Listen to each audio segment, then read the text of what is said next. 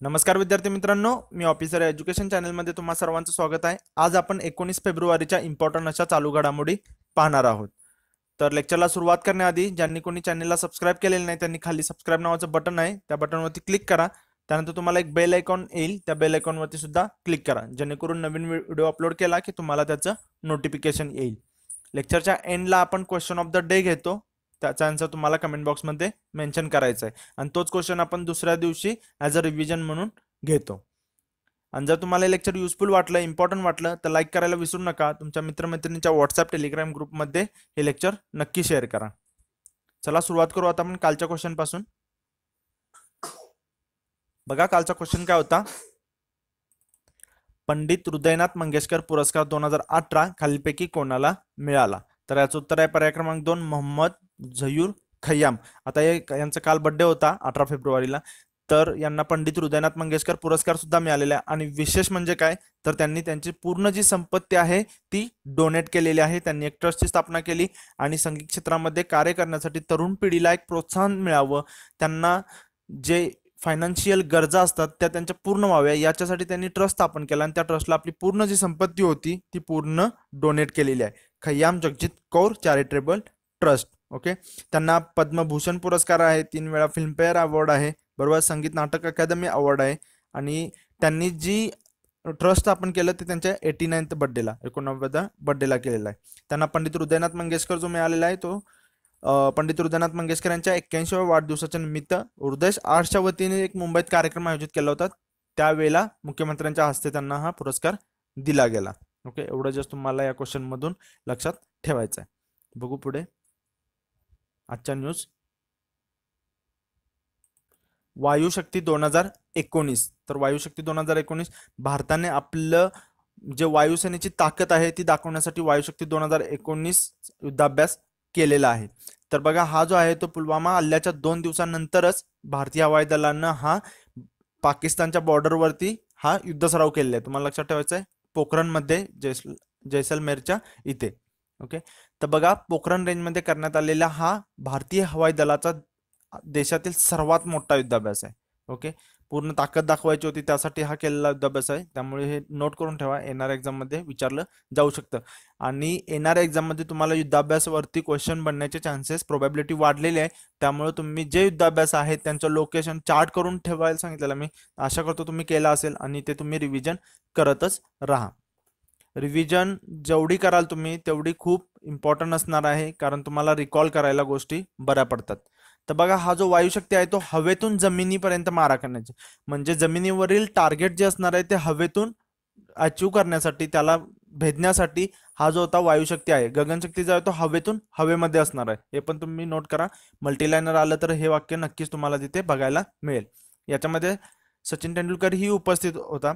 सचिन तेंडुलकर कोण आहे? Honorary group captain of the IF, Indian एअरफोर्सचा तो ऑनररी ग्रुप कॅप्टन आहे। ओके, मग याच्यामध्ये बघा हवाई दलानं MiG-21, MiG-27, 29, मिराज 2000, Su-30 म्हणजे बरेच जे होते ते स्वदेशी, तसेच जेवढे जेवढे विमान आहेत ते पूर्ण इथे वापरलेले होते। ओके, हे पण तुम्ही जस्ट नोट करून ठेवा।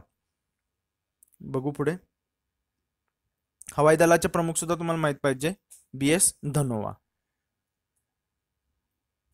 इथे तुम्ही पूर्ण युद्धाभ्यासाचा सराव कराल अशी आशा आहे।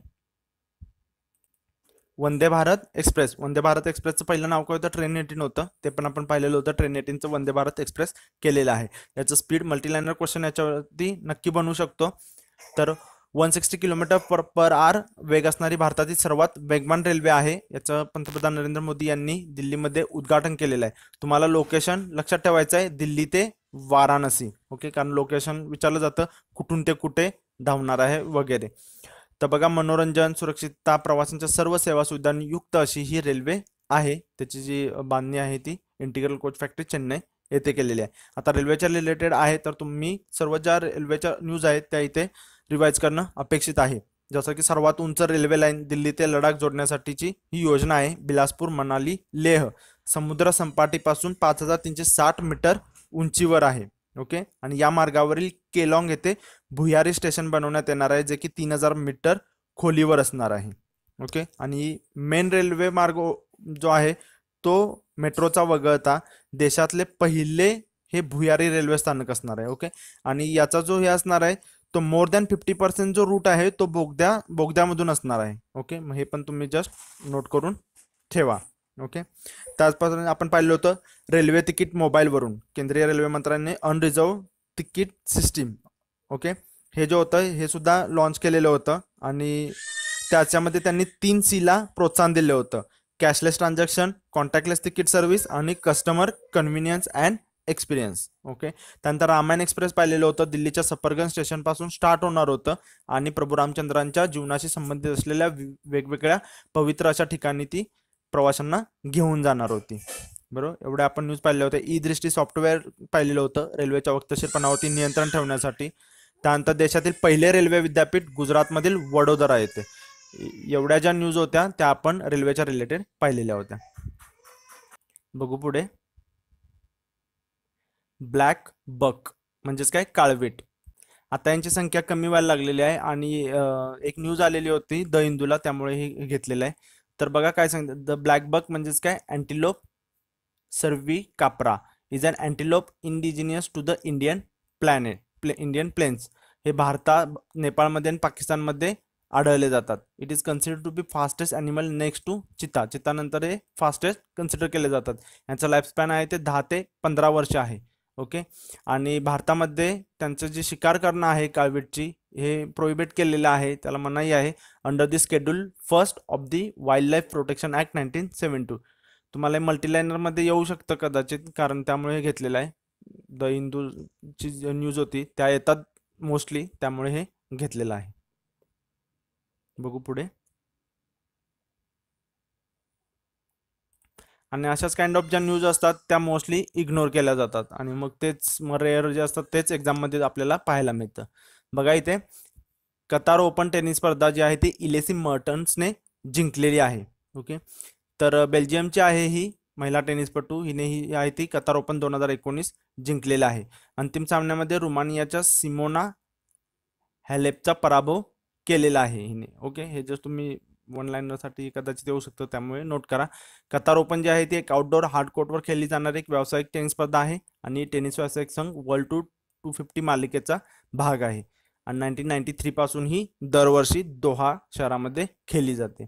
ओके, जस्ट ही कोणत्या देशाची आहे, ओके, आणि कुणी जिंकली त्यासाठी मग हे तुम्ही नोट करून ठेवा आणि ही कुठे खेळली जाते, कधीपासून, हे नोट करून ठेवा. बघू पुढे. हुतात्मा जवानांचे कर्ज माफ. कदाचित असे विचारलं जाऊ शकते की कोणत्या बँकेने कर्ज माफ केलेलं आहे. ओके, तर स्टेट बँकेने जे आहे ते हे कर्ज माफ केलेलं आहे.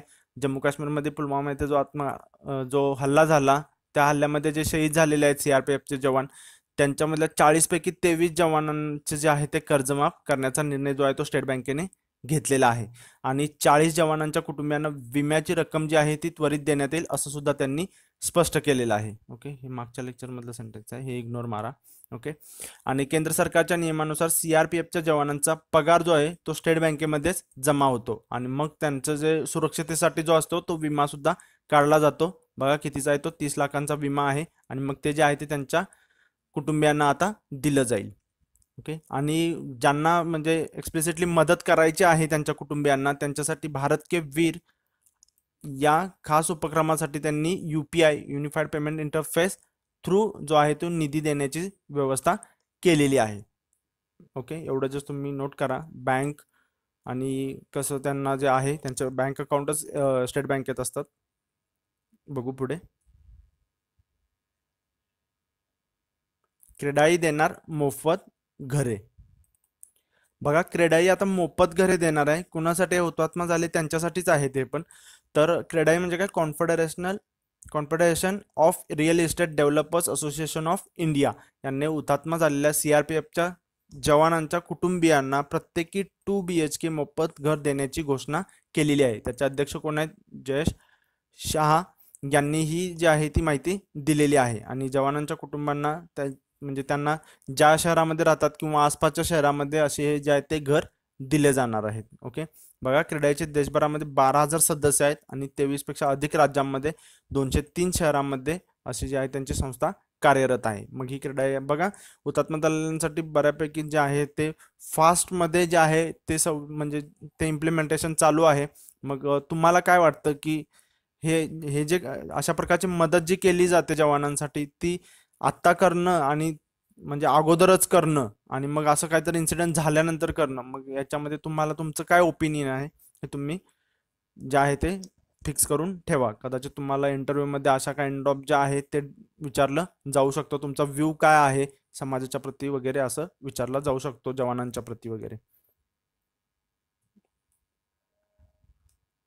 नाव क्वेश्चन ऑफ द डे, खालीलपैकी कुठे वायुशक्ती युद्धाभ्यास आयोजित करण्यात आला होता? खाली तुम्हाला 4 पर्याय दिलेले आहेत आणि तुम्हाला याचा आन्सर कमेंट बॉक्समध्ये मेन्शन करायचा आहे. आशा करतो विद्यार्थी मित्रांनो तुम्हाला हे लेक्चर युजफुल वाटलं असेल, इम्पॉर्टंट वाटलं असेल आणि तुम्ही या लेक्चरला लाईक कराल.